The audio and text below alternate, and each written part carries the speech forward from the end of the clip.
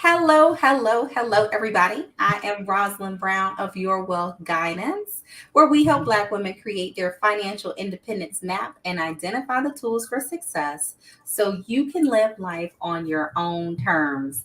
Thank you all for joining us today. We have another great Money Monday. I am excited about this because one of the things I love is when folks are living the dream. And so it's one thing when we talk about the tools and all the steps and so forth. And so we actually have a return guest who ain't talking about the same stuff. Totally different. So Bernadette was with us. Oh gosh, I think I look back on it. It was like a year and a half or something ago. And her expertise is in tax and really working with businesses and their structure, all those great things. But that ain't what we're here to talk about today. Not today. Not today. So yes, one of the big things is she's still doing all that. She is still helping businesses get to a point of success and growing and scaling and all those great things, and the tax mastermind that she is. But one of the big things that she did is she left Atlanta, Georgia, and moved to Mexico. Right? What's this? It's Merida? It's Merida. Merida. I'm messing it up. So Merida is probably the English pronunciation. So let me see if I can let me roll my R's and all of that stuff. It's Merida. Merida. See, I'm doing my Duolingo in French right now, so I'm messing it up. But when I saw it, it's always a few things. So I know a few people are like, I want to move, but either my job is not remote or they're running a company in the United States and they're like, I can't leave. I got all of this right here. So how did you get to all right, I'm going to keep everything rolling, but I'm going to roll that over in Mexico?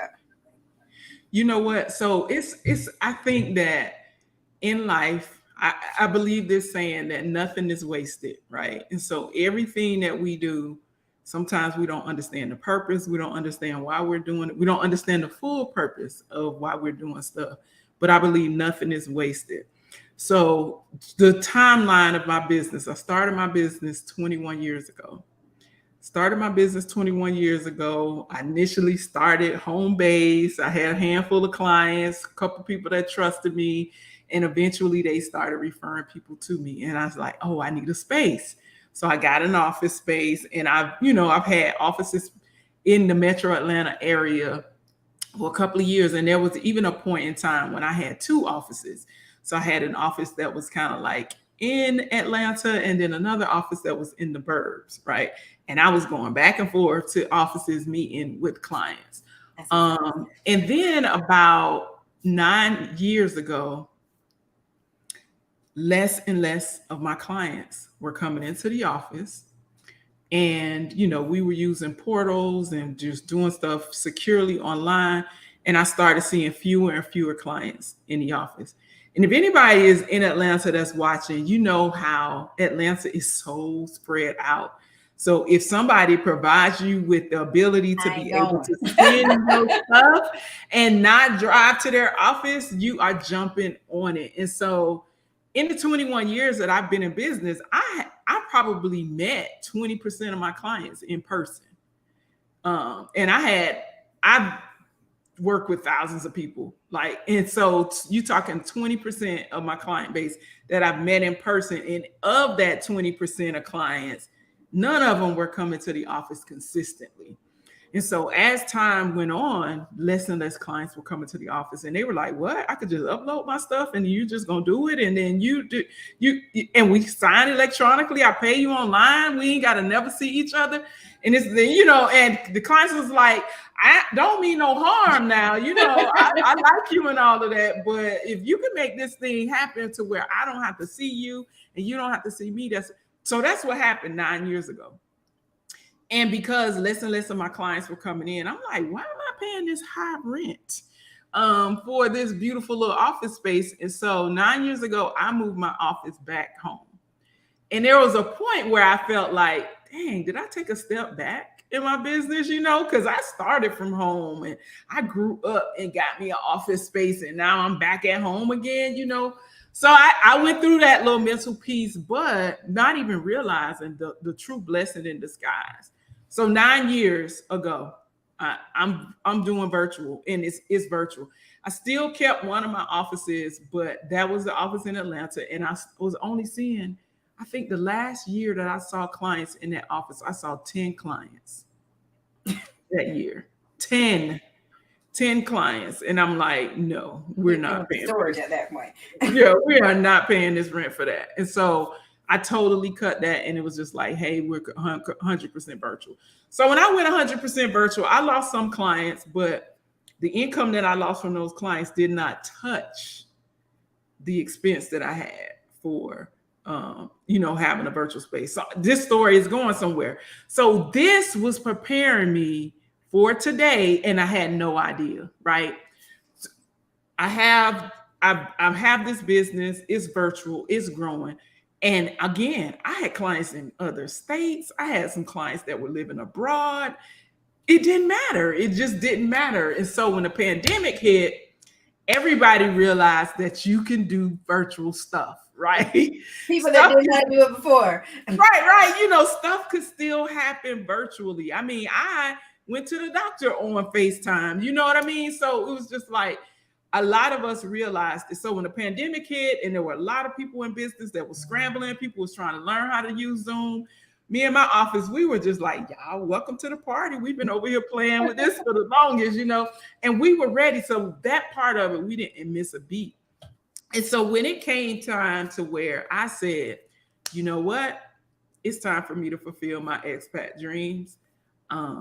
It was so easy to do because I had already been virtual for 9 years. Like I already had practice at it. And I did not let anybody know that I was in Mexico until 6 months after I had been there.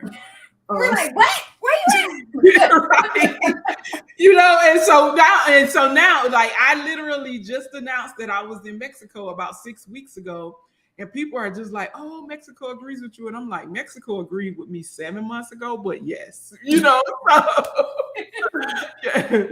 So that's kind of my long story of like how we got here. Like, how did I make it happen? And it was so easy to happen because I was already preparing my business to be virtual. And I've been wanting to live abroad for at least the last 10 years. It's been something in the back of my mind. Now, when I went virtual, I can't say that was the reason why I went virtual 9 years ago. It wasn't. Maybe in the back of my mind, I thought that, but it wasn't. It was really all about getting rid of this overhead, so. Now, why Mexico? So, there's a whole bunch of places. I know we already talked. I'm sitting here free. I'm mad because I'm sitting here in a sweater and I see your arms. And I had to turn the air conditioner on for this because I was like, I don't want to be sweating on camera. So let me turn the AC off. So sorry, not sorry, right? So, so when I was thinking about like where to go, where did I want to go? The first thing I did was I did a Google search. So my Google search was best place for Black expats, right? And I put Black in there because that was important to me. I needed to be somewhere where it wasn't going to be a crime to be Black. I wanted to be somewhere where it was going to be some other Black people. I wanted to be somewhere where there was going to be community and all of that, right? So I put best place for Black expats.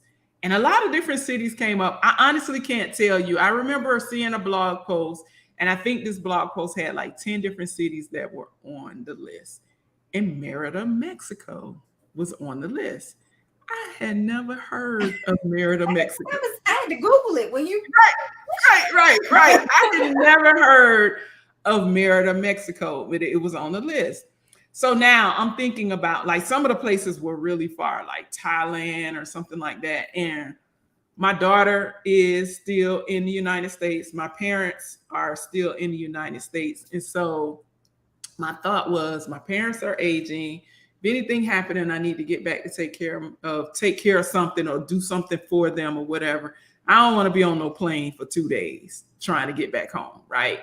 And then same thing, if my daughter needed me or anything, or if she wanted to come visit me, I didn't want to be on a plane forever, trying to get back home. And so Mexico was attractive because the close proximity, like it's out of the country, but it's still kind of connected to the country. It's not that long of a flight to get from Mexico to Atlanta or Maryland, where my daughter is, or South Florida, where my dad is.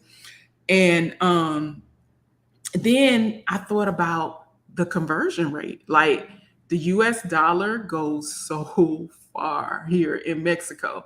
So I wanted to live somewhere where I knew that the US dollar went far. Because the part of the story that I didn't tell was I was sick. I was sick. I was stressed out. I was overweight. I had recently been diagnosed with hypertension. I almost had a nervous breakdown. I was working way too much.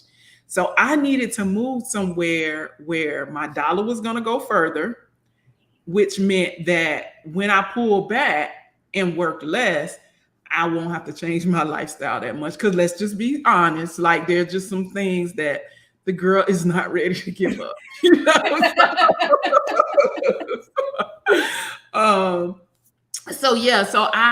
Those were the factors. Those were the things that kind of went through my mind when I was picking a place. Where can I go where I can live a similar lifestyle that I have in the United States, but work less, right, and be able to do both of those things. And so that's kind of how Mexico, I was able to kind of scratch all them other places off. That I need to find that blog post so I can figure out what those other 9 cities were. Because I'm gonna tell you, I zeroed in on Merida, Mexico, and I just was like, well, I never heard of it. And so I went down the YouTube rabbit hole, and here I am. So. Oh, I love it. And so Gentle Yoga for Everything, she says she wants to reconnect with you because she met you in 2021 when you were a speaker at the Super Tuesday conference. Oh my gosh, who was that? What's the name? Gentle Yoga for Everyone. I think Candace is her first name. Okay. Let's make it happen. Yeah. And so one question, because I know a lot of people are like, one, they either want a remote job, maybe they want to start a businesses, or they want to start their own business. Is there a limit in terms of if you have a business that you can move either to anywhere, to Mexico? Are there considerations that people should think about? They're like, all right, I'll do X. Can I do that abroad? Right. I mean, of course, you want to make sure that you have a business that is something that you can do remotely. There are some things that you just got to be physically there for. But for me, one of the biggest considerations was internet, right? So because I'm on Zoom all day long, I need some internet, I need Wi-Fi, I need strong bandwidth. That was one of my considerations. And that was one of the things that put Merida kind of high on the list, because I researched about 5 different cities in Mexico. And Merida is one of the cities where the fiber optic here is laid. And my internet here in Merida is faster than my internet in Atlanta. Oh, wow. Yeah, and cheaper. It's like, I think it's about a third or a fourth of what I pay in Atlanta. We're not even going to talk about that, but it's like way, way faster than my internet. And so that was one of the biggest considerations for me. Another consideration was I wanted to be in a city that had an international airport, because like I told you, I have elderly parents. I have my daughter in the United States. I don't want to have to drive no 4 hours to get to Cancun to, get on the airplane to get somewhere. So even though, Merida has an international airport, it's it's tiny, right? It's tiny. But I can't get a direct flight to Miami and Miami to Atlanta, or from here to Houston and Houston to Atlanta, or to DC. And so I think like DCA is one of my favorite cute little airports. And I think Merida's airport is smaller than DCA. DCA is my airport. Be like, I'm going straight through. I love DCA. That's the first airport that I'm looking for when I'm going to see my daughters. Like, I'm going to do DCA. And then Worst case scenario, then we'll do DWI or something like that. But Yeah. DCA is my pick, right? And so Merida is kind of like DCA. So probably Not it's before mama. 10. She says Merida is her city for residency. So y'all Who is might be this? neighbors. Not before 10. You got to tell us your name. Okay. Drop your name in the chat so we know what your first name is. Okay. You might see her around. And that's one thing too. So a lot of people are like, I can't go because, when I told my mom and them, they was like, And then, maybe their kids are like, don't go over there. What did your family say when you were like, all right, y'all, I'm leaving? So what had happened was, right, so I did not tell people. So You were like, I'm going. Yeah, so my mom knew and my daughter knew, and then like my 4 besties, they knew, right? And I didn't tell anybody else. Now they told some people that, even though I said don't tell nobody, but they told some people. I didn't tell anybody. I didn't even tell my dad until I was here. Because the vision ain't there. Yeah. Yeah. So I was just like, so for me, a lot of people are asking like, why did you keep it a secret so long? Why didn't you say anything? And for me, I did not need the energy. I didn't need anybody else's energy. I needed to stay on my own energy. I needed my own bandwidth of everything. And I did not want people projecting their fears, their propaganda, their misconceptions, because people without passports have the most to say about international travel.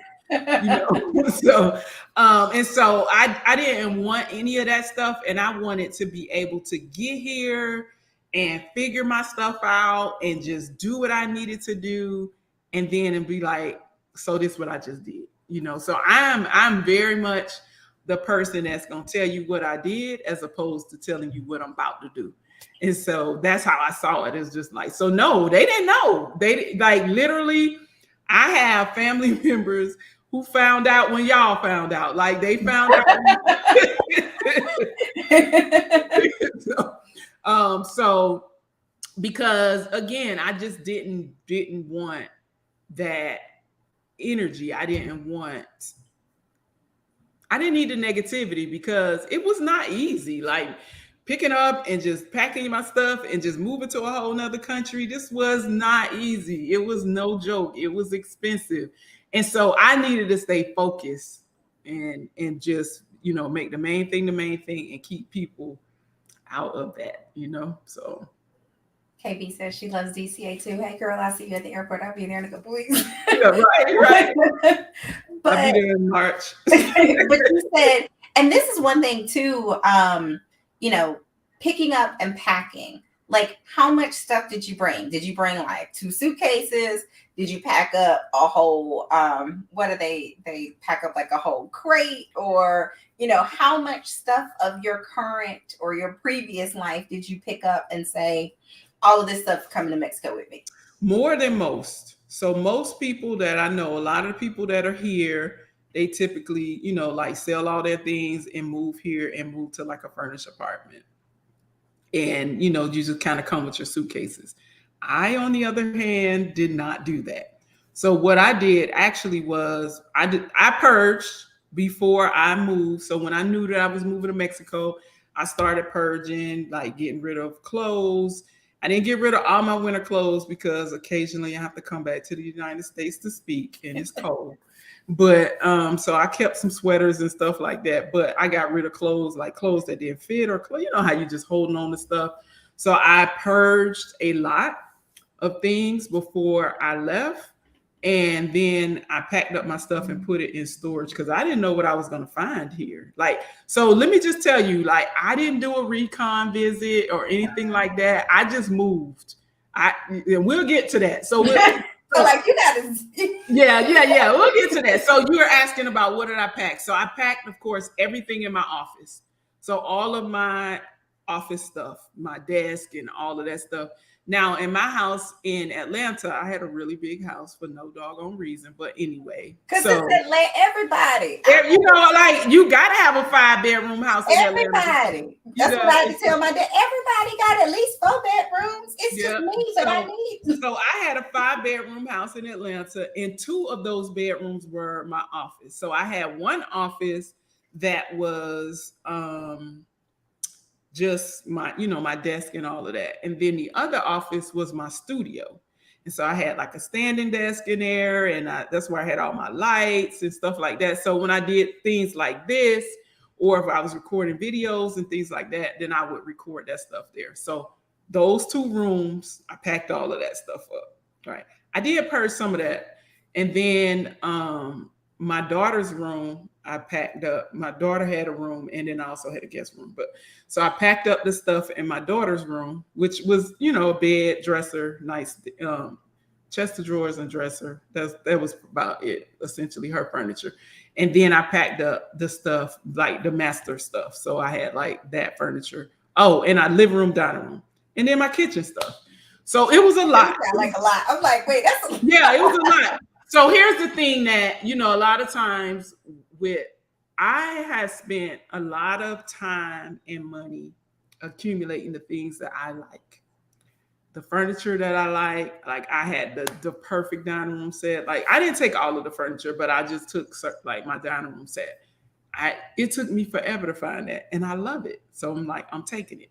My living room set, same thing. I had just bought it. So I was like, if I sell it, I'm not going to be able to sell it for anything close to what I paid for. And like literally like 2 people sat on that sofa, you know what I mean? So it was just like, I'm going to take that. And the other part of the reason why I wanted to bring my furniture is you can't tell from this because I'm seated, but I'm very tall.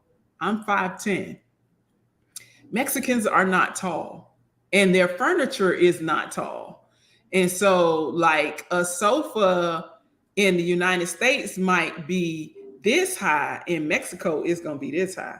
This girl with all these legs and all that, like, I ain't going to be able to do it. Like, I'm not. So I knew that part. Like, I knew those kind of things, like not being able to find, like, I just didn't want to. I didn't want, like, it was almost like whatever it costs to ship my stuff, I'm just going to pay it because I don't want to add that to the things that I have to do. Like, I know I'm gonna still have to do so many other things. Going to shop for furniture was not one of the things that I wanted to do. And so I already had furniture. I already had stuff that I enjoyed, that I love. So I put it in storage. The stuff that I knew that I wanted to take, put that stuff in storage. And once I found my place, then I had it shipped to Mexico. So yeah. So I have a 3-bedroom apartment. So I have my daughter's room is also the guest room, right? So, and then I have one room is my office, which is where I am now, and then the bedroom that I sleep in. Then I have a living room, a dining room, separate kitchen. And here in Mexico, some of the homes have, like, I forgot what the Mexican name or the Spanish name is, but it's like they consider it servants' quarters. And so in my apartment, I have a room that's for, like, if you had like a live-in person in your house, or if you had like a nanny or something like that, that room is for him or her.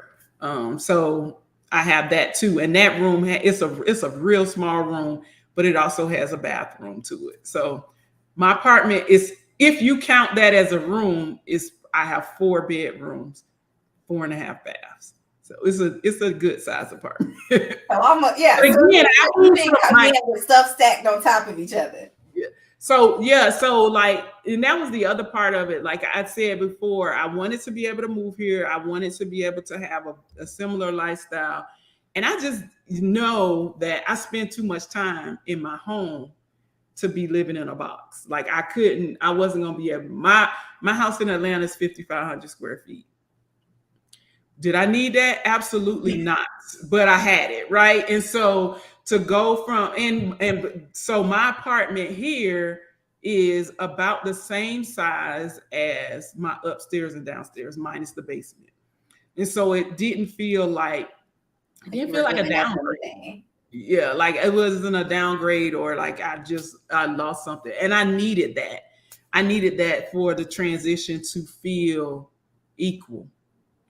So I love And it. I have probably more space than I need, but I need all of this, right? So that's the way I feel. Like, But at least you're not giving up anything. And then, of course, not to get all in your business, but like if someone wanted to move to Merida and get maybe just a 1 bedroom or 2 bedroom and live a basic life, not fabulous, yeah, no, yeah, but because not where they don't have the basic American type luxuries, what would they think in terms of what's reasonable? I know some people give numbers and they be like, "Oh, you can live on $200 a month." Okay, probably not. Like, yeah, not here. Like, it's not, it's not a place where you're gonna just come and live for cheap. Like, you might be able to find that, but I don't know if that's what you're gonna want, right? That's the other part.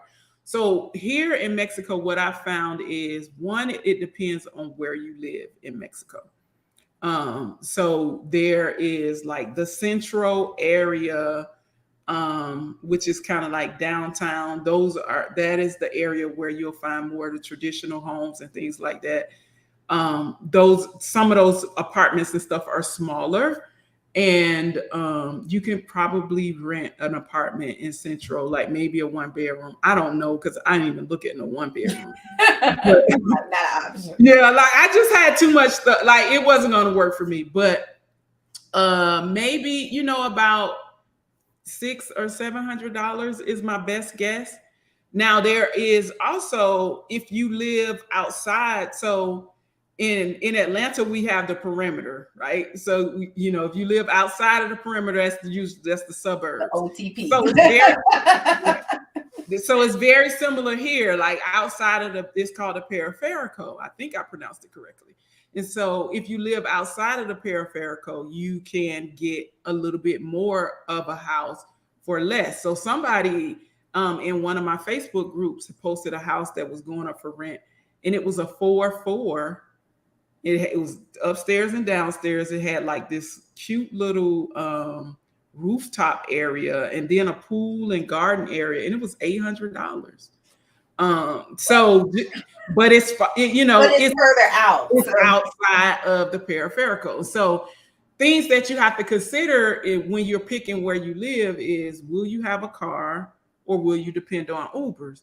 If you're depending on Ubers, you want to stay inside the peripheral, because the Ubers don't like to go outside of the peripheral. And they're going to be cheap. Like, the Ubers inside of, if I took an Uber to Central, depending on the time of day, it would cost me anywhere from $3 to $6 US. And so things like those are things that you take into consideration when you kind of figuring out where in Merida you want to live. The other thing about being inside the peripheral is that's where the fiber optics are. So that's where you're guaranteed to have the best internet. Now, there are some places outside of the peripheral that has good internet, but you're pretty much guaranteed to have great internet if you're inside. And those were the considerations that I took. Like, those were the things that were important to me. I needed to have really good internet, and I wanted to kind of be this apartment that I live in is a dream come true for me. I've always wanted to like live in a city in a high rise and just, kind of have like that luxury apartment. I could not afford this apartment in Atlanta. But I can afford it in Merida, which, again, my rent is a little bit higher than what many people pay in Merida, but for what I get, it's not bad. So now, did you think about having a car, or were you so I do have a car. I shipped my car here too. Oh goodness, you shipped everything. Yeah, girl. So I went back and forth with the car thing for a long time. In July, this is a sign that I did not plan this for a long time, because in July of 2021, I bought a new car. Girl, we're gonna blame it on the depression. Yeah, I told y'all I was sick, so I had depression, overweight, hypertension, all this stuff, right? And I'm not joking when I say that. I really was depressed. And so I'm going to blame it on the depression. So I bought a car in July of 2021, a SUV. So when I decided to move, like 6 months later, anyway. So when I decided to move, it was like, I couldn't sell it. Like I had missed that whole boat of selling your car Where for everything was more. inflated. Right before, so I missed that boat. I wasn't going to be able to sell it for more than it was worth and all of that stuff. And I was not even going to be able to sell it for more than I owed on it, because when I got the car, they were like, "Oh, you don't have to put no money down. I got a 2% interest rate." So I was like, bet. Great. Yeah. I am not putting no money down. I think I put $1,000 down on the car. So again, so I went back and forth, like, am I going to sell my car? Am I going to ship it to Mexico? And it took me a lot of going back and forth to kind of figure it out. And I just said, you know what? I'm just going to ship the car to Mexico because I couldn't sell it for more than what I owed on it. So if I had sold the car, I was going to take a L and still not have no transportation. Yeah. And I was going to take a credit hit because I would have the closed account, once I paid that car off. So I was just like, yeah, that, even though I got this nice little payment that, again, I'm blaming it on the depression, but I do like my car. Yeah. So I had my car shipped over about 2 months after my stuff came. Because those 2 months was the 2 months when I was going back and forth, like, do I want to do this? And I'm glad that I did, because I got tired of riding in Ubers. It was a lot of things that I didn't do because I was dependent on Ubers and stuff like that. So it was just like, with the car, I can make multiple stops when I'm out and do things that I wouldn't necessarily, I could do in an Uber, but you're not going to go to the grocery store and then go to Home Depot. You're not doing that because you got to take your groceries in. Exactly. You're going to wait for me.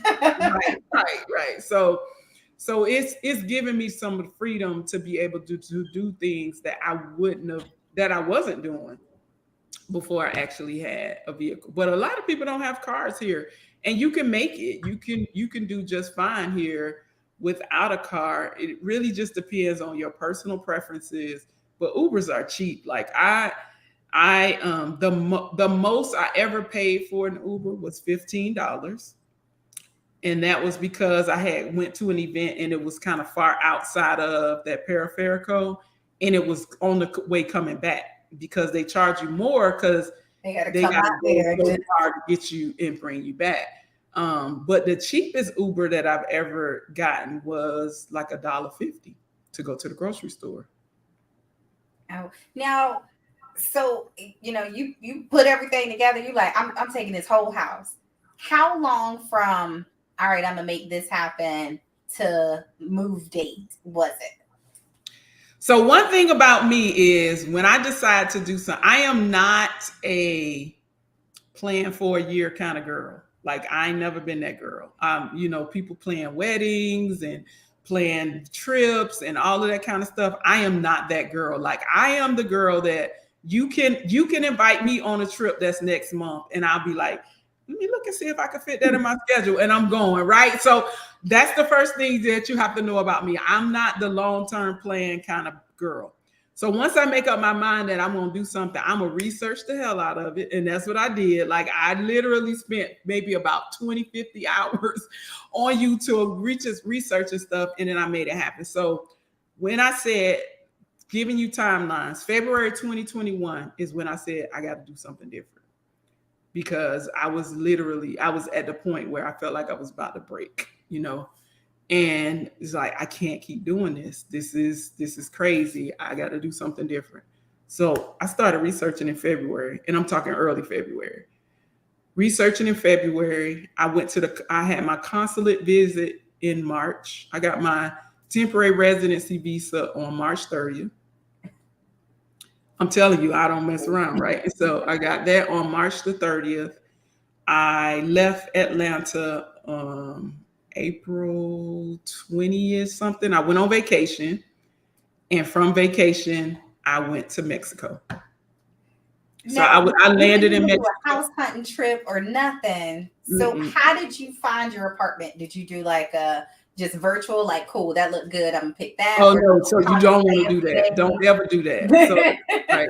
because those pictures will catfish you like you would like. Don't ever do that. So what I did was I'm in a lot of Facebook groups and I met people. So I met people before I moved here. So I had friends before I moved here, right? So one of the persons that I met in one of the Facebook groups is a realtor. And so I reached out to her and was like, hey, can you help me find a house? This apartment, this is what I'm looking for. I told her what I was looking for. I gave her my budget and she sent me over just a few samples just to see if she was on point. And I was like, girl, yes, that's what I'm looking for, right? Just from the pictures again. And so she said, okay. I told her when I was coming. And so she said that she would send me, because apartment can be available today and gone tomorrow. So it was absolutely no sense in us like looking at stuff at that point. I think I reached out to her in April. So I told her when I was coming. The like 4 or 5 days before I got there, she sent me 6 or 7 apartments. And I said, okay, I want to look at 1, 2, 3, 4, these 4 apartments. So I landed here on the 5th. I got here the 5th and I went and looked at apartments on the 6th. Went on the 6th, I looked at the 4 apartments that she showed me. I picked this one. But it took me a little bit. It took me about 3 weeks to actually get into the apartment because it was a process. So I was staying in a hotel. Like I literally lived in a hotel for a month before I moved into my apartment. But no, I didn't do a house hunting trip. I didn't do a trip to check it out to see if I liked it. Because I said I need 2 things. I need strong internet and an international airport. Merida got that. And a Black community, I'm good. I'll be all right. I'll make it work. Now, would you recommend someone else doing it that same way, or would you be like, I think it just depends on who you are and, like who you are and what you need, because that worked for me. That's probably not going to work for some other people. But for me, I knew that my needs were simple. I just wanted to be somewhere where I was going to feel safe as a Black woman. I wanted to be somewhere where there was good internet so I could keep making money and paying my bills. And I wanted to be somewhere that had an airport so that when I needed to jump on a plane, I could. And so it just kind of checked the boxes for me. And Merida, like in my research, I learned a lot of things about Merida. Like I said, I joined a Merida Facebook group. So I saw the community. I saw the things that was happening. I saw Black people getting together and doing different things. And just, so that I saw before I got here. And the other things, it was just like, yep, they have those things too. So. Oh my God, my namesake in here, girl. You spell it a little bit different. But Rosalind, she said she met women that did it the exact same way. So she was there for Mexican independence. So she's renewing her passport. So she'll be there pretty soon. But it's great, one, just to hear that you could do it different ways. Folks be like, I went 5 times. Yeah, and there are some people who actually do it like that. But the way that again, because I'm not that long-term planner kind of girl, like I'm not her. I knew that I didn't need a whole lot of time to make it happen. And I knew that my situation was urgent. I had to change significantly. So I was 30 pounds heavier than I am right now when I moved to Mexico. And I've lost 30 pounds. Like just being here and just changing my lifestyle and doing all the things, like I knew it was dire. I didn't have time to research it to death, to think about it to death. It was just like, girl, you gonna do this or no? And I was like, okay. See, and we had somebody who was on the show probably 2 or 3 months ago. And she had MS and some other things. And she shared, one, how much she was paying in insurance and how her eating changed and that her whole health changed. Like nothing crazy in terms of new medical advances or whatever it is. It was just getting out of the United States and slowing down. So like here, you will stick out like a sore thumb if you just go all the time. Like people slow down. People like you walk up on a business and it's closed because it's Sunday and they don't play that. You know what I mean? Like there are places that still open on Sundays and things like that, but it's just different here. Like you really are able to slow down. And so for me, being able to live on less meant that I was able to slow down. I was able to revamp my business the way that I wanted to and kind of pull away from some of the stuff that was really causing me distress and not distress, the stress. And so it just allowed me to be able to do it. And it's just like if you come here and you don't figure out how to slow down, it's just like I don't know. There's no hope for you. It's so relaxing. Like I can remember going to the Caribbean. Like the Caribbean is like that. Like if you go to Jamaica, it's like don't worry, man. Ain't nobody rushing to do nothing. They not walking fast. They not talking fast. And it's very like the vibe is kind of similar to that. And so being here has just been that kind of place. And coming here, I was extremely intentional. Like I knew that I had to come. The weight wasn't going to just drop off, that I had to do some stuff, right? I needed to change my eating. I needed to start exercising. I needed to just change the stress that was in my life. Moving here changed the stress, right? So I was very intentional. So I didn't like losing them 30 pounds was not easy. I hired a trainer. I was working out. Like I work out 4 days a week. And I eat clean. Like I have some days where I may eat some crazy stuff. I eat clean, and for like 4 months, I didn't even drink alcohol.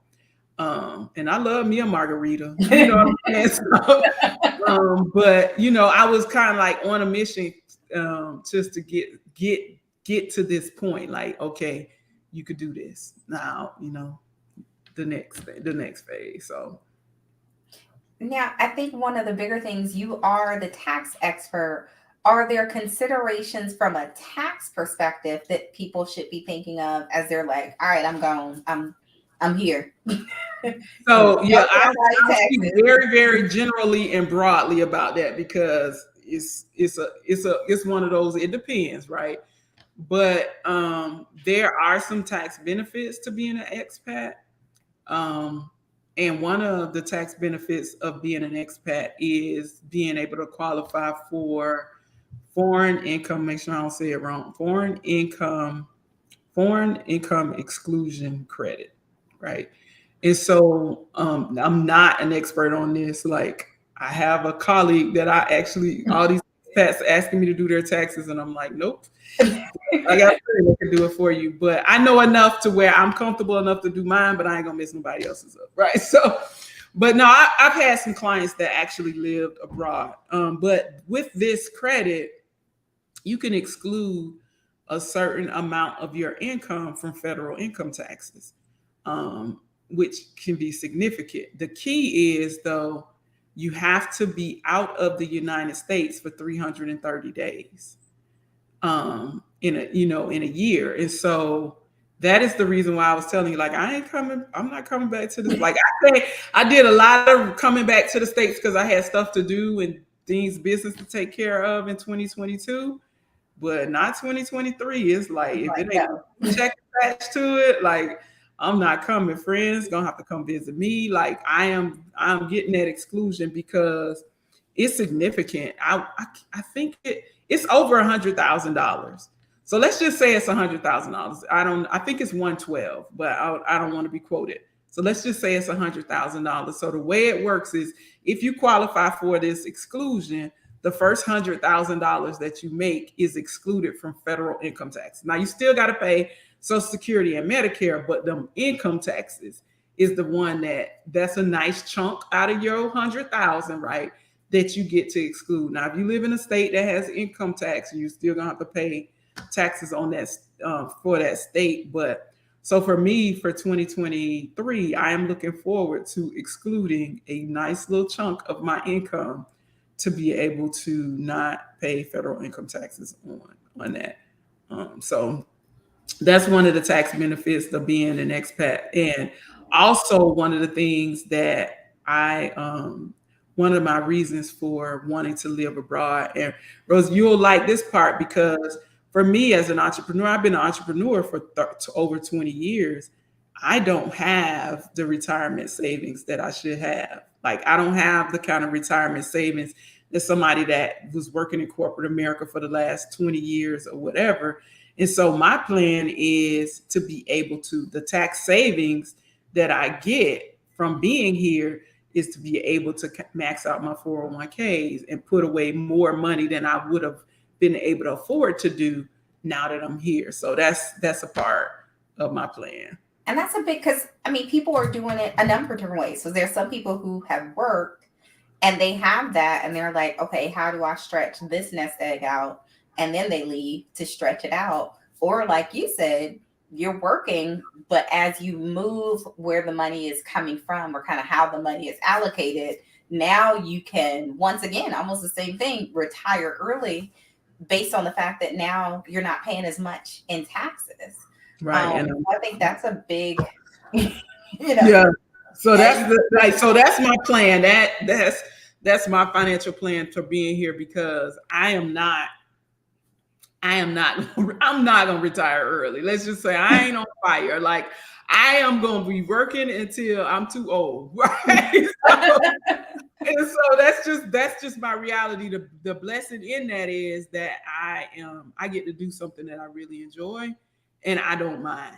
And so the life that I am creating here is one where I'm gonna work. And I work, but I don't work on Friday. So I work 4 days a week. Right now, I'm working about 8 hours a day, but my goal is 6. And so I'm working towards being able to do that. And just, again, a minimalist lifestyle. Even though I brought a lot of stuff here, it's not crowded. Like, it's a big apartment. So it's like stuff is all spread out, but I don't need a lot of stuff, right? And so just being able to do that. And then like here, man, I can have fun with, I could go out and ball out on the weekends with like $40. I ain't even playing. Like, like $40. What can I do in DC? Yes. Park. That's what I can do. I can park my car for $40. Yeah, you can seriously, like, restaurants and eating out and stuff like that. Like, just this weekend, y'all know if you saw my post, I went downtown and hung out, went to the circus. The circus was free.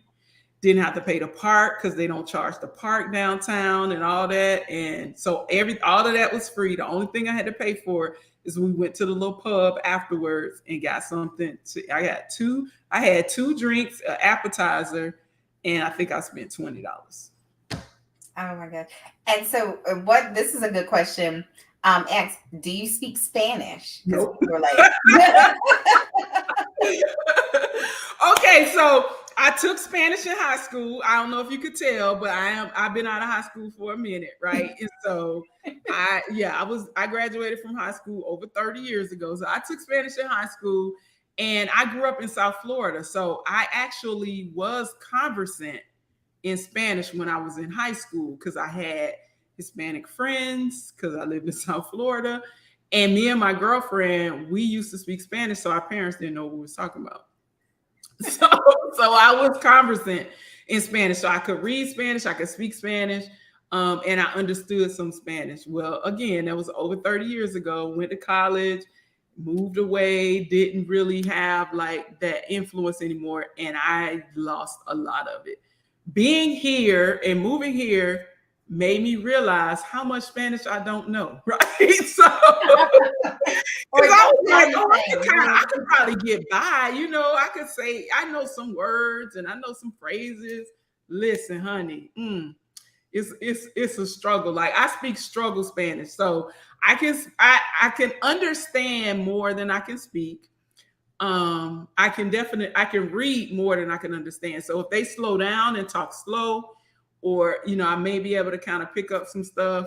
If it's written, I am able to read enough and use context clues to essentially figure out like what it says or whatever. But no, I'm getting ready to take like classes because I don't want to be that person. I do want to be able to have a conversation and all of that. But one of the things about being here is they are so nice. So if you don't speak Spanish, they'll try. Like they'll be patient with you and stuff like that. Google Translate is my new boo, right? And so we kick it all the time. My housekeeper speaks no English, and so we just text because I can't verbally communicate with her. But I love her and she loves me, and so we just kind of text. So I may text it in Google Translate and then translate it, cut and paste it, and put it in the text message. And that's how I've been getting around, like, and getting along. A lot of stuff is done on WhatsApp. That's a savior for me. It's probably been a crutch as well, because if they text me in Spanish, then I copy and paste it in Google Translate and translate it, and then go back and forth. Yeah, and then kind of text back my response. But my plan is by the end of this year that I will be more conversant. I don't know when I will be fluent, but I at least I just want to speak some broken Spanish, like a lot of them speak broken English. Like I don't really care if my subject and verbs don't agree. I just want to be able to know what you're talking about. Yeah, I just want you to know what I'm talking about, and I want to know what you're talking about. And so that's my 2023 goal, is just to be able to have a little bit more of a conversation with people and get by. But yeah. Now, I think this is just kind of like being in the space and being in the zone, and you're like, everything has changed and everything is different. And one of the things you mentioned is the community. And so as you were finding your community, what are some of the kind of commons among the Black community that you found and built there? Is it people just retired, people tired, people were like, I don't know what I'm gonna do. Are they working for it's it's a combination. It's all of that and some, right? So there are some people here who are retired. There are people here who moved their families here, and they either homeschool their kids or their kids go to school here in Mexico. There are people here, I found like a lot of the parents that have like the younger children, those children end up like they go to school because they're young and they're malleable. It's a little easier for them to learn 2 languages at one time at that age and stuff like that. And so I have a friend who has a daughter and she's like 6 and her Spanish is better than mine. Like, she's translating for you, which is right. Like, so she can have a conversation here. But it's a little bit of everything. It is that some of the people here are here temporarily, like they just like came and maybe they took a break from work and they just came here. I met someone that was their job was 100% remote, and their job didn't even know they was here. Right? So, so that's your business. Talking about that, we like, I don't know, like maybe that ain't. That's your business if that's what you do, right? But so yeah, it's just been a combination of it, and so as I have been building community and building my tribe, I have different friend groups, and those different friend groups are in different spaces and places. There are some people who they work a little bit, they got a little something like a part-time job or something like that in the United States, and that part-time income is more than enough to be able to live here and live an easy life. Like, some people who say, I don't want to work hard. I don't want to work 40 hours a week again. And so you could find a really nice house for $700-800 a month. And it's just like, if you could live on $2,000 to $3,000 a month, like, make it happen. You make it happen, and so and it won't be a box, it's just, it may be, you may have to live outside. Like I said, you may be outside of the peripheral, but if you have a vehicle, that's not really a big issue, so. Now, is there anything, if you had to redo it today, is there something you would do differently? Besides move sooner?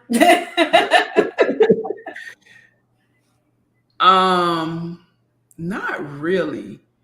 I was extremely fortunate to have crafted a move that went about 90% as planned. Like even all that stuff that I told you, like, moving my stuff. Now it was a little bit of a little hiccup with my stuff.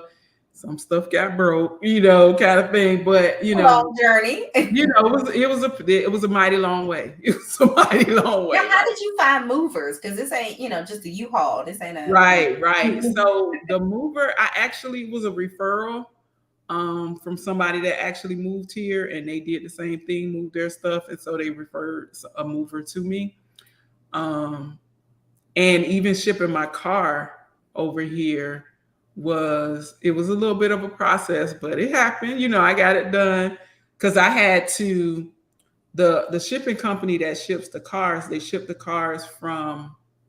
Oh my gosh, I just forgot the whole city. It's the city of Panama City, Florida. In Panama City, Florida. So my car was in Atlanta. I had to get my car to Panama City, Florida. That was also a part of that whole 2-month back and forth. Initially, I was going to fly down there, drive it to Panama City. Then I was just like, that's dumb. And so I found a company that picked up my car in Atlanta and drove it to Panama City and dropped it off at the port. And then the port took it, and I did all the paperwork virtually to the port. They put my truck on the ship and brought it over to Mexico. I went to Progresso and picked it up. Wow. Yeah. It's so much easier than even what we think. Like, yeah. So I will say that it was not terribly hard, but it was not a walk in the park either. So you gotta be organized. You gotta be diligent. You gotta have some money, right? And so just transparent, like all that shit that I moved over here cost me about $20,000 to move, my stuff and my car and all of that. And so you gotta have some money to be able to do that. But again, some people say, is your stuff worth $20,000? It was to me, like it was to me, because there were just some things that I wouldn't be able to replace, like all the books on my bookshelf. How I was going to get that back? Like I was going to keep flying back to Atlanta and bringing suitcases of books, like just certain things that there were some things that just were irreplaceable. Just to not have the hassle and just have home there. And you're not going to find it here. So like I got me a whole list of stores that I miss in the United States. So we don't have no TJ Maxx and Home Goods and all of those stores where you could go and buy all this cute little stuff for your house. I miss that. But it's good though, because it's helping me. I ain't spending a whole lot of money. Right? Go buy some knickknacks. Right. I don't have no Target. I don't have any of that stuff. And so just the thought of trying to replace some of that stuff, like where would I even start to even try to replace those things? So oh my goodness. It's just like, and sometimes it's hard to get from the vision to can you make it happen? And yeah. I always love the stories where it's like, it was February. So that means somebody is thinking right now, and they're going to come to the conclusion in the next week, and it'll be February. It's going to be February. And you can do the same timeline. Put all those things in motion. And, if you don't want to take a whole house full of stuff, you don't need 20. You don't have to. Like, so this is the thing. So I have I call her my Merida bestie. She moved here, and she's renting a furnished apartment. Her apartment is cute.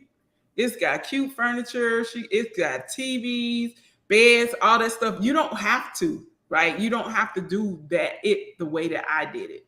I was, again, mostly concerned with the fact that I knew my height. Like I know I'm not no little girl. You know what I'm saying? Right? So I just knew that was going to be a challenge for me. And I paid attention. Like I was in the groups and I was seeing, things that people were saying and all of this other stuff, reading the posts and paying attention to the stuff that was in the group. So I just knew those things were going to be a challenge for me.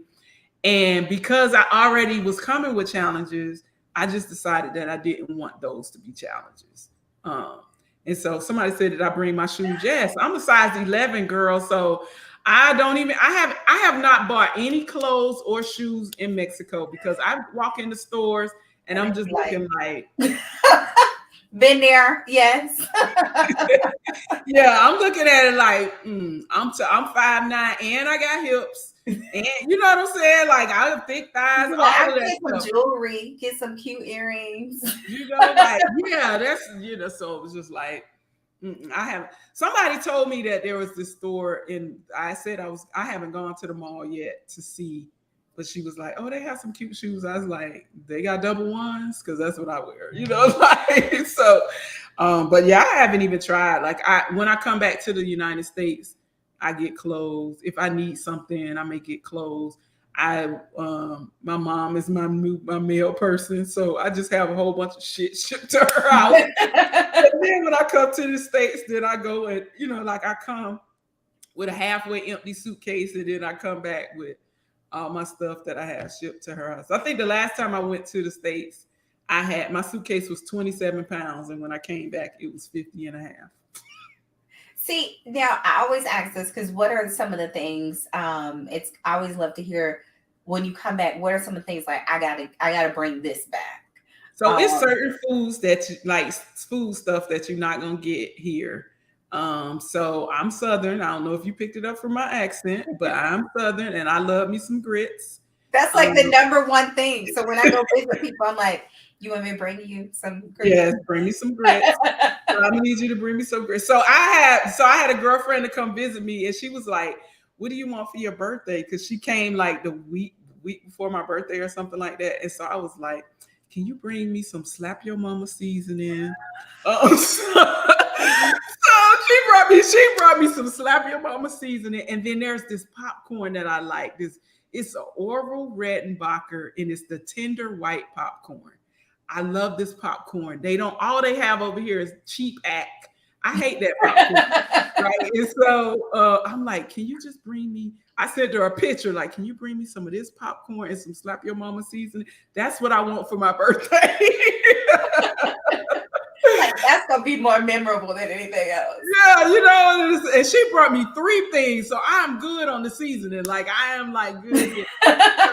So seasonings is something that is not always as easy to find here. So like I like to bake during the Christmas holidays or whatever. Oh, she's on. She's like, thank you, I appreciate it so much. So I like to bake. And one of my favorite cookies to bake is snickerdoodle cookies. Well, you need cream of tartar to bake snickerdoodle cookies. I have not been able to find it. So that is on my list of things that whoever's coming to my house next, or if I go to if I have to wait until I go to the States in March, I'm gonna have my daughter like, boo, go get me some cream of tartar. I'm gonna have a list of stuff that she needs to get. So like seasonings is something. If you are not a little girl, like if you a full figure girl like me, get bras. Like bring your, get stack up on your bras. Cause I was like, say, what y'all getting so yeah, I had to buy bras from Amazon because no. And I'm like, I know Mexican women got big boobs like me. So what's like, I don't know what they do, what they put them. They must be not free. Yeah, I don't know. So clothes and stuff like that. Those are some of the things that it's not as easy to find here. But yeah, I definitely need some more grits. Maybe some grits in the morning. Like I was shaking the container. So I bought some grits. There's this store that you can buy stuff and they import the stuff. And I'm ashamed to say this, but I'm gonna say it. I bought some Miracle Whip from this particular store because they import stuff from the United States. And then when I first moved here, I wasn't really paying attention. It was just like swipe, whatever. Like everything is in pesos, so I got to do math to figure it out. And sometimes I didn't, right? So when I ran out of Miracle Whip and I went to go buy some more. And this time I'm like looking at it and I'm like, girl, you paid $13 for some Miracle Whip? I am mad at myself. Like, so no, I did not buy any more Miracle Whip. So somebody told me there is some, they have something here that is similar to Miracle Whip in taste and texture and all of that. And so, yeah. So it's a Mexican Miracle Whip. That's They and said, it's "Oh, like, you really like this Miracle Whip? You gonna pay?" yeah. So like they don't have Miracle Whip here. So if you really love Miracle Whip, put some in your suitcase. But yeah, so but now this Mexican version of it is not bad. Like I put it in my tuna and stuff like that. I'm like, okay, I could get with that. And I think it was $3 instead of 13. So yeah. That make way more sense. Yeah, yeah. So yeah. Um, so mostly like food stuff. Those are like the things that I found that are really hair care products. Hair care products. Yep. There are some things that are here, but I'm natural and I don't have a lot of hair, so it really don't matter. I actually got a water bottle with some olive oil and some bottled water in my bathroom, and I just spritz my hair in the morning, put some leave-in in there, and I'm good. But yeah, if you have natural hair or something like that, you want to make sure if you got certain products that absolutely work for your hair, put it in your suitcase. Make sure you bring it because it's probably not here. And you want to have natural hair here. I ain't telling nobody to give up your perms and all of that, but I'm just gonna say the water here is hard. When they say don't drink the water, it's not because it's poisonous or anything like that. It's just got a high mineral concentration. So there are lots of minerals in the water. It is hard on your hair. If your hair is chemically relaxed, or even I don't know if you remember, I had like all different color hair. I stopped coloring my hair because I just went completely natural because I'm like, I don't want my hair falling out, even though it's not that much. So natural hair just does the best. And it's hot and humid here. Like, so yeah, like you just be free. Let all the stresses go. Hair stress, all the stresses. Just let all the things go. Get you if you find some nice products that give you a nice wash and go, do that. You won't have the wet hair all day, like some. Oh no. No, you're not. It's gonna be dry in like 5 minutes after you walk outside because the humidity here is insane. I'm gonna look at my weather app right now and see. But it's insane. The humidity. So I'm on Central Time. So it is 7 o'clock here. And it is 81 degrees. And the real feel is 87. I ain't even gonna look at mine because it's gonna make me mad. That's all I know. Well, I only shared that to let you know this is January. In like May and June, good Lord, it's like 100, 110. See, and so Roslyn says she's a sister lock consultant and her hair love the humidity. So go and get your hair locked and stuff. Yeah, I'm having a bad hair day, but it's a lot of people here, have their hair either locked or they get twists or braids because of the humidity. Me, I go to the barbershop, get my stuff cut up and just put a little olive oil and water on my hair and keep it moving. So and there have been moments where I'm like, I'm gonna let my hair grow out. I'm gonna get some. And then after a few days, you're like, never mind. My barber like, when is your next available appointment? And it's like your whole, but I think when you talk about redesigning, and I like when you say you're redesigning your whole life, like I'm not just changing location, you changed your work schedule, the clients that you work with, the food that you eat. It is a whole redesign. And so there's always something that is the catalyst for change. And so sometimes it's like somebody might be getting laid off. So right now we're in the midst of all these companies like, maybe I'm gonna do this. So it might be the perfect time to say, you know what, I've been waiting, it's time. Or, people are like, I just lost my family member. So maybe it's a husband, wife, maybe it is your mom or your dad, and you're like, this is the time. You need a reset. Yep. Exactly. Or maybe, like you go to the doctor and they're like, listen, you're going to need to do something different. You got to change something, girl. Like, if you don't stop, the whole thing for me was like, my daughter is 27. and she ain't trying to give me no grandkids no time soon. I want to be here when she decide, like when she finally say, okay, mom, I'm gonna give you some grandkids. I want to be here, and I don't want to be in no walker. I'm gonna be running behind them little jokers, taking them to all these different places. We already know summer's in Mexico with Gigi, so all of those things, like that was kind of a motivation for me too. Like you got to get it together if you're trying to be around, and I'm trying to be around. So So I know we're over time, but yeah, I know, right? So sorry. no. Because one thing I think somebody is sitting out there and they're like, "Yeah, this sounds good. She was able to do this because of X, Y, and Z."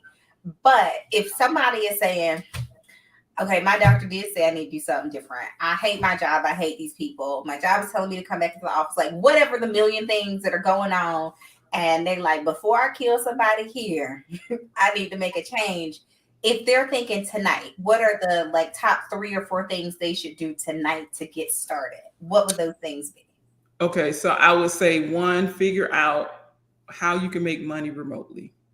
Figure that out. Like figure one of the biggest mistakes that a lot of people make that move here and just places abroad is they don't have a source of income. Right? You cannot come here and you don't. Let me. I won't use the word cannot. You do not want to come here and try to make a living here because you don't want to work for pesos. The way that it works for us, and the reason that it works for us, and when I say us, I mean you Americans, is because we're earning in US dollars and we're spending in pesos. So the conversion rate of pesos to dollars is somewhere between $18 to $20. It's been fluctuating lately. So you're talking, let's just say it's $20. So for every dollar you make in the United States, that's 20 pesos here in Mexico. So figure out how you're going to make some money online. The other part of it is research what the residency requirements are in the place that you live. So for here in Mexico, you have to be able to, in order to get temporary residency in Mexico, you have to show that you have income to be able to support yourself when you come here, because Mexico is one of those countries where they will give the job to a Mexican before they give it to a foreigner, right? And so yeah, you got to be able to, and again, you don't want to work for pesos, right? That's the other part, right? So figure out what the residency requirement is in your community. And then I would say, look for the Facebook groups of the city that you're looking to, or, place where you're looking to go. This is a great place to like network, to get resources. You can hear stories from people that are there. Those things help me out tremendously. So even though I was fast, February idea, May, I popped up in the country. I spent a lot of time in those Facebook groups, reading the posts, like literally I'm laying in the bed at night, just on Facebook, reading posts and just paying attention to what people were saying and all that. But all of that information was very, very valuable for me, because initially I was going to wait until tax season was over and leave in October. And then I saw people saying stuff like snowbird season comes and is less houses on the market because the snowbirds are here getting up all the way. I was like, what? And then, so those are some of the things that made me accelerate, like, okay, I'm getting out of here in May. So those will be my top 3. Figure out how to make money online, figure out what the residency requirements are, look for Facebook groups, and get in. Like, don't go into Facebook groups and be asking 50,000 questions. Just read some of the posts, do some of the search, pay attention to all, the stuff that they're saying. And then, ask educated questions. Because what I see a lot of times in Facebook groups, people asking the same questions over and over, and it's been answered 50 times if you just use the search feature, so that's my Unless people want to help you, then they're like, then you yeah, because and that's what ends up happening is somebody posts something and nobody responds, and they're like, oh, these people aren't friendly in this group. It's not that we're not friendly, we just didn't answer this question 80 times already. Use the search feature, so somebody asked how long did it take me to get my residency. I made my appointment and went to, I made the appointment at the Atlanta consulate, went in. I made sure that I had all the documentation that I needed. so that it wasn't no come back tomorrow or none of that kind of stuff. So I had everything that I needed. I had more than what I needed. Um, I did the little interview. She said, come back in an hour. I went and got gas and got something to eat and came back, and they had the stamp on my pass, took a picture and put the stamp on. No, they took the picture before I left. When I came back, I had my little visa. So I have a stamp on my visa, on my passport, that says Mexican visa. But you complete the process when you come to the country. So when I came in May, I finished the process. And that part took another 30 days. Wow. But still not way long like what most people think. And because I hired people, like I'm not a DIY person. I'm not DIYing nothing. I pay people to do. I know what I know how to do, and I rock at that, and I just pay people to do. But that's a good point too, because people might not even know that you can hire someone to do this process for you. Yeah. So I hired a company here in Merida before I got here, because I found them in the group. This is what I'm telling you now. It's gold in those groups. And I found a company that they provided expat services, and they told me like what I needed to do, all of that stuff. Once I got here, they did everything. Like, there are people who do it themselves, but I was like, forget that. I don't speak Spanish. I don't know the politics. I ain't standing in this long line in this hot sun. So they did all of that. They just told me your appointment is at whatever time. Things have changed now. Like, they've changed a lot of stuff about the process. But I literally showed up at my appointment time, walked in. I waited in like an hour, or let's just say an hour and a half. I walked out with my green card. So I got me a little Mexican green card. So I'm a temporary resident. But it was because I just paid somebody to do it. Like if I had to do it myself, I would have to get up early that morning, stand in the line at immigration, and get a number and wait for them to call my number. Hope to God I filled out the paperwork right. Yeah, I wasn't doing all that. And then, so how are you thinking that you'll be in Mexico 5 years, 10 years, for the foreseeable future? Yeah, so I have no desire to return to the United States. My temporary residency is for a year, and after a year, then I can renew for another 4 years. So the thing that I say now, because it's like never say never. I bought a car in July. I did not know I was moving to Mexico, remember? So never say never. But if I was to say, I'm gonna be here at least 5 years. I'm gonna give Mexico at least 5 years, and then after that, we'll see. We'll see where I am, what I'm doing, or whatever. But I mean, I just don't really see. It's so good. It is. I mean, I could go on and on and on about the different, just even healthcare. Today, I went to cardiologist just because I wanted to get checked out. I got an EKG. I went into the cardiologist and got an EKG today. Like, how in the United States you got to schedule that like 6 weeks in advance, and it's a whole everything. He was like, "Oh, I'm gonna do an EKG." I'm like, today? Like, okay. I did EKG in the office. He listened to my lungs, my heart. We talked, all of this stuff. Like, I was in the office with the cardiologist for 40 minutes. That appointment cost me $53. And I can't even get 2 minutes with the doctor for 53 minutes. Like, what? It was 1,000 pesos, and because the conversion rate now is about 18 to 1 or something like that. So I swiped my Amex and I looked at it. It was like $53 and some change. Where they do that? Like, we need, and then think about how often you would go and get checked up and all the, all that kind of stuff. Oh, this is a good one. Do you need a translator at the doctor's office? No, most of the doctors here speak English.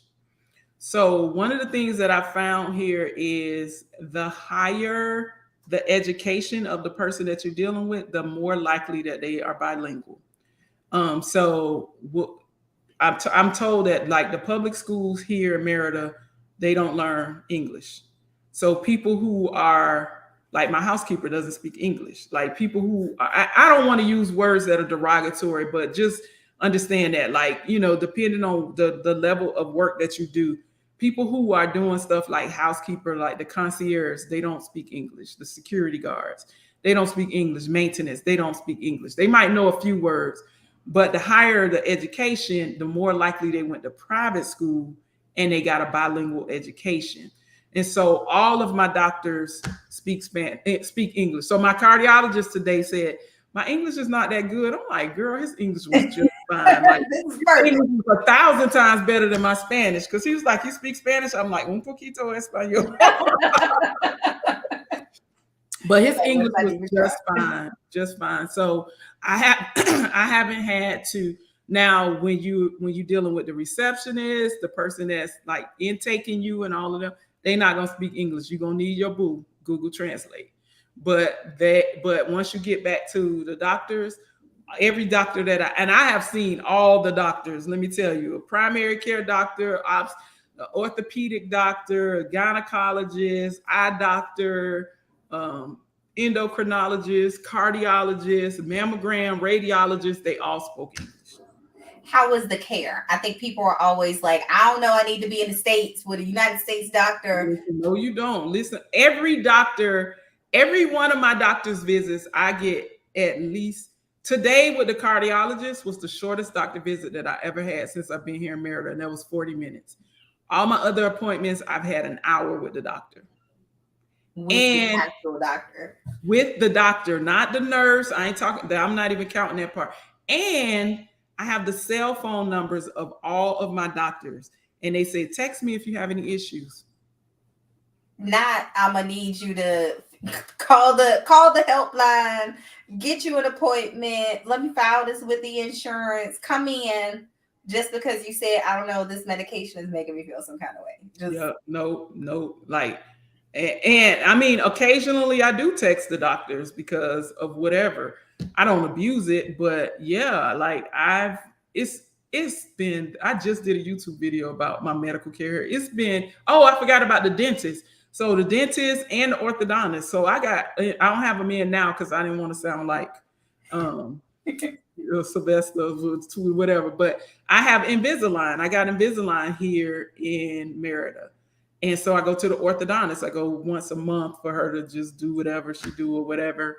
And Invisalign, it's going to cost me like $1,700.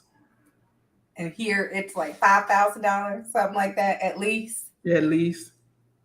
And that includes the doctor visits too. So like I've already paid for my, all of my aligners, and I have a mild case. So I don't have a lot that's going to be done.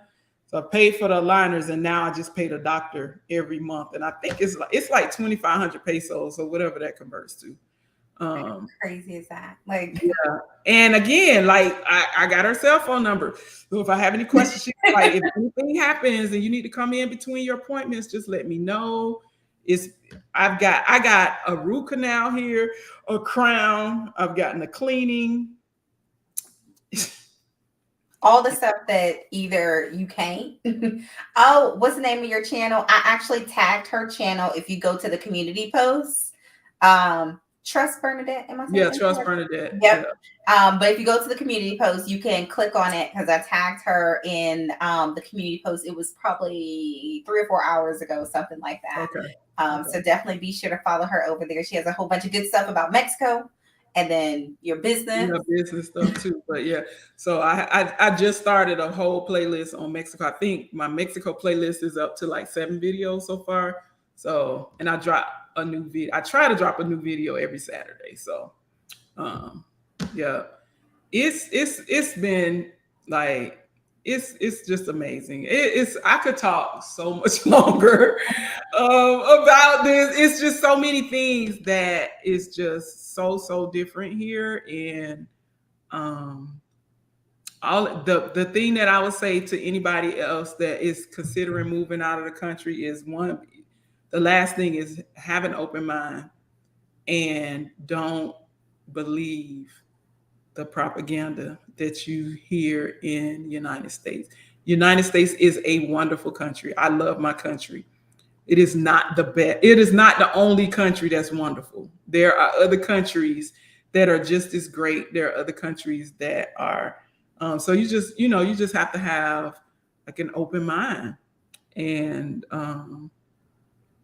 yeah, don't believe the propaganda. Be like me. Don't tell nobody. Just move. And I love that because sometimes, when you talk about like, do you want to tell everybody, get the buy-in, chat, like, folks are never going to see your vision because people are going to be like, oh, wait, what's going on over there? I have never been that person. Like, I've never been that person. I've always been the person. They just be like, well, that's Bernadette. Like, I've always been that person that's going to let you know, like, oh, yeah, about it. Even when I told my friends, they was like, what? I told them, like, is this an April Fool's joke? Like, yes, I'm coming. I was like, what, girl? I should have been there. Right. Yeah. So I've never been that person that needed a whole lot of buy-in. I'm going to tell you what I did. I ain't telling you what I'm doing. So, but yeah. So this was fun. I know we are way over time. No, but it's all the good stuff. And I can't wait because I'm going to come down. I got to figure out when. So I'm like, I didn't even have this on my list. Like, now I got to sneak down there. Yeah. I honestly, most people say, when I tell people I never heard of Merida either, they're like, what? I was like, Google, where is Merida? Yeah, I never heard of it. It is so safe here. Just safe. Like, so one of my friends she had a friend that came to visit, and they went out, and he lost his wallet in the bar, one of the bars that they went to. 2 days later, he went back to the bar to see if his wallet was there. Guess what? It was. Meanwhile, it's right. Identity theft. Right. Can you say identity theft? His wallet was there. Oh, they would have swiped that thing before we even got at the drive. It would have been like, it was there. It was like they was just holding it. I had the same. I left my phone in the bathroom when I went to brunch on Saturday, and the one of the hostess came over and said, "You left your phone in the bathroom." I have my picture on my phone, so she. So they were like, "We know." But she came and brought me my phone. Like, I would have been so messed up if I didn't have my phone, because everything is there. Like, I don't even know if I would have been able to get back home without my phone, because I'm still using GPS to get around. Yeah. It's so much now. Okay, so you are still taking clients? You are not preparing taxes. I gotta tell people that, because I know you said that is correct. That is correct. So the clients that I am working exclusively with small business owners, and so one of the shifts that I made in my business was I gave up my tax practice. So tax prep is not something like, so somebody that just need taxes, I got some friends, like that's not. I'm working exclusively with small businesses that need bookkeeping, business strategy, that kind of thing. And so I'm working with clients that are on a monthly basis, and those are the only tax returns that I'm preparing. So I'm looking forward to this tax season, because instead of doing 400 tax returns, I think I'm going to do about 30, so yeah. So my firm is the BTB Advisory Firm. So if you go to btbadvisoryfirm.com, the btbadvisoryfirm.com, you can find out more about the firm. If you're a business owner who need that level of support, right? And to get your business ready to move abroad. And so I have not told anybody else this. So I'm just like, you heard it first on. But actually, we're planning a retreat for business owners who are looking to make their business virtual. And we kind of have some tentative dates. We're looking at June. It's going to be hot. So, but we'll make sure you have enough water and stuff. And we're going to be in AC. But so if you are on social media or whatever, make sure you follow me. Follow me on social media. Trust Bernadette on all social media platforms, and I'll be posting about it once we have more details. So I have not told anybody. I haven't even mentioned this in my own group. So, but yeah, that's something. If there's people in this group that's something you're thinking about, that this retreat might be for you. It's gonna be small though, because we only want like 20 people. To come to jump on it quickly. Yeah. So I would say, follow me. or I'll make sure you have the link to join my mailing list, because we'll probably tell the mailing list first when it's time to do that. So I'll make sure you have that link, Rosa, so that they could join the mailing list. So if somebody's sitting there and they like, I don't know, I'm ready to go, but I gotta get some things in order. Like you said, you need to make some kind of money. Like yeah, you gotta have, like, please don't come over here without no money, because with a hope and a prayer. a Like lot of people, I see it unfortunately in the group. I'm selling stuff because people selling stuff because they got to move back to the States because they weren't able to make it on whatever they were doing here. So have you some income, have rental income or something, have you something to where you can live. And you can live like, you don't have to be like me. You don't need this big I have, right? You can get a nice small apartment for $200 a month and live off of a modest income. You're gonna definitely live better. Like this apartment in Atlanta will probably be about $8,000. I can't afford that. That's but crazy. Right, but it's not $8,000 here. So I'm just gonna say that. I ain't gonna put all my business out there, but it's not $8,000. So yeah. And that's a good point, because if you join us on Saturday, we are having the steps to become a real estate investor, so you can get you some American money, some American tenant money, to take that money to Mexico. So that's an option. And it will go far. It will. I know somebody that's doing that, renting their house out, and they live here, and they just got like a little side hustle here. Somebody said it was doing locks, because there's a whole bunch of Black people that need hair and all that kind of stuff. So get all that kind of stuff, put it in order. I mean, we're definitely going through all the different ways. And join us next Monday.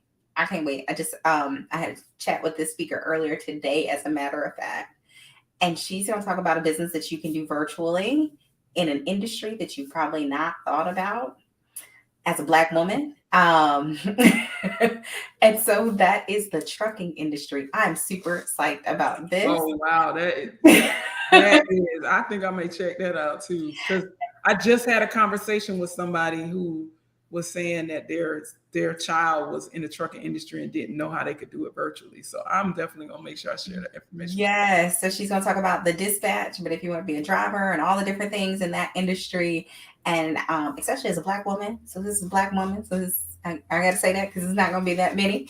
And so there's so many ways that if you are looking to make a transition, join us on Saturday for the course, Steps to Become a Real Estate Investor, and join us on Monday to talk about that trucking, because you might be like, I didn't even know we could. Yeah, right. That's the thing that a lot of people don't even realize what's possible. So even for me, I hired a coach that coached me through the process of moving here. Like I told you, I ain't no DIY person. I hire people. And I didn't know it was possible. And just having expert advice, it helps you to skip a whole lot of steps, helps you to avoid a whole lot of pain. And you can do stuff, on the fast track when you got somebody that knows what they're doing. And you're not learning and getting frustrated in the process, because you may not have had the best experience just getting adjusted and loving where you are if it was so rough to get there. Yep. So that transition just being smooth and loving every minute and being able to create that community and all those things, some of that is just because it was an easier process to get there. If you were still struggling to get your housing in order, you'd be like, I don't know, I probably ain't gonna be. I'm gonna stay here. I'm gonna go back to the States and take my stuff out of storage. You know what I mean? Like, yeah. So that definitely makes a difference. And I'm that person. I am hire an expert person. Like I know what I do well, and that's it. That's all I do. I don't do what I don't do well. I let somebody else do what they do, And so hiring somebody to coach me through the process, making sure that's why everything went smooth. My residency, getting here, finding an apartment the day of, even though I had to stay in a hotel for a month, it wasn't that bad because the hotel was nice. It had 2 restaurants with a rooftop pool. And I was learning Spanish. The little wait staff was teaching me Spanish words and stuff. So it was not bad. So yeah. It's a smooth and easy life, which we all deserve, the easy life.